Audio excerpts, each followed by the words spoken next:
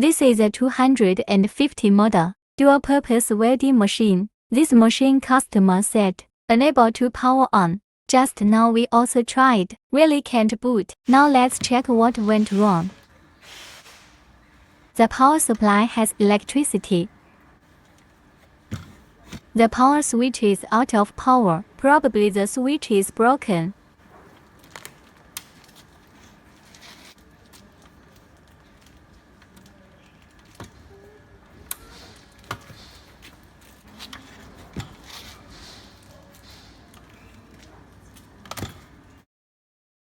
This switch is broken. Put on this new switch.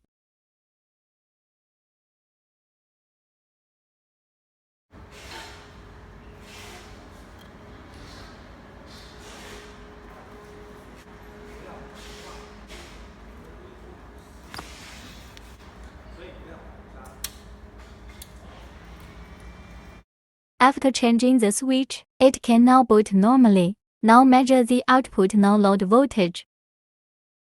The output no-load voltage is also normal, about 68 volts or so.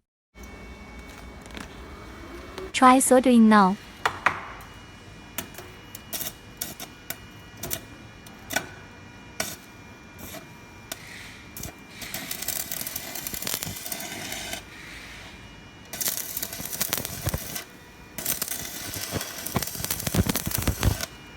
Welding is normal now.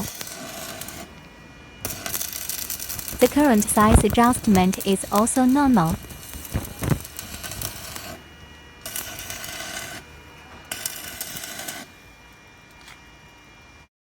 The machine has no other problems. The power switch is broken. Just replace the power switch. Follow me if you like this video. Thanks for watching.